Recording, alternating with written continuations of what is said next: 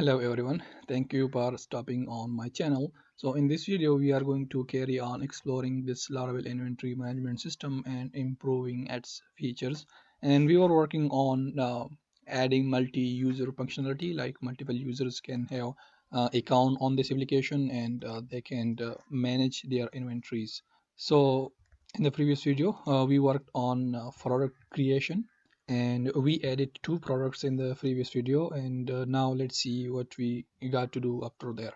So here we have to look at the edit functionality of this, so let's click on edit. Okay, there is a 404 page, so let's go to web.php. Let's go to product table and let's make sure that, and you can see we are indeed passing the UUID. So let's go to the product controller and let's check out the edit page. So we are passing the product. So instead of this, we are going to pass a UUID and then find the product based off of that UUID. And we are going to do the same for this as well. So let's just code that out like this. And this will be updated once we get there, but let's just have a look at this one. So let's see if it's still going to show 404 page, because now we are passing the UUID, not in ID. And now we have an error that you cannot call the all method. We got to call the get method.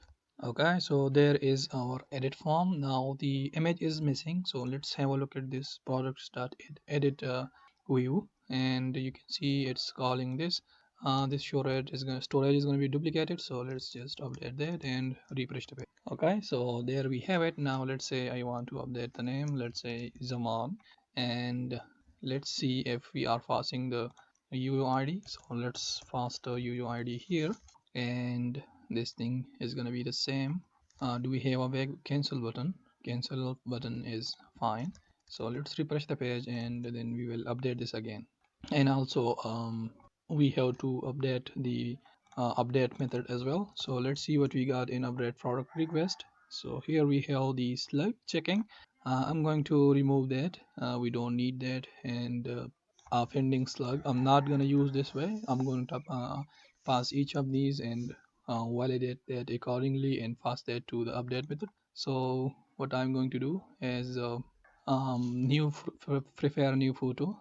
I think it's making that image is image, and required name is required. Image should be nullable, because if I don't want to pass like a new image, I just want to update the name, right, in my case. So it should not be a problem. Now let's see. So first we are deleting the existing image only if the image exists, and after that we are going to store that. Instead of this we can do something like there should be a quick way for this. Once you unlink that, then go ahead and store the request. Okay, so ChatGPT Copilot created this, but we are going to do something like image equals to that, and before that we are updating, right? So image is empty. Instead of making it empty, we are going to assign the existing product image to this, like this. And after that we are going to update the other things, like dollar product of name is equal to request name, and the same for category, and unit ID, quantity, and buying price, selling price, quantity alert, tax, text type, notes, product image, and save it. But we got to put the slug as well. So product of slug is equal to str colon colon slug, and passing the request name. And after that it's going to redirect us to the index page and show us the success message. So let's say I want to update the name to Zaman, and I will click on update, and you can see the product has been updated and we got this success message. Now the delete is already on UUID, but let's have a look at the method. Okay, so this should be accepting $UUID, and then we will find that and delete that, and if the image exists, then delete that as well. The path should be correct. It's not slash products. Slash product is automatically provided in this, so we don't need to pass it again.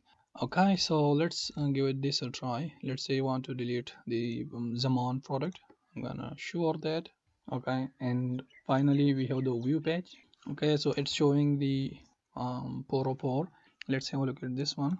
This is again using UUID, and then we are going to find that and show it. Okay, so there we go, we have the details, but again edit, it's using a slug right now, so let's go ahead and update this accordingly. Instead of product of we can use slug as well, but since we are following the pattern to use UUID, that's why we are going to pass it here as well. The image is missing, so we have to fix the path, and everything else is going to look the same. Here we have the edit button, so let's put the UUID, and that is all about the products, making multi-user functionality to the products table, products group and product page. And from here we are going to move on to orders, and let's see what we got there. And also we have to look at the quotations, purchases and dashboards. So from here we are going to move on to these things, these three for now, like products, purchases and quotations. And we will see this in the next video. So thank you for watching, and I will see you in the next one.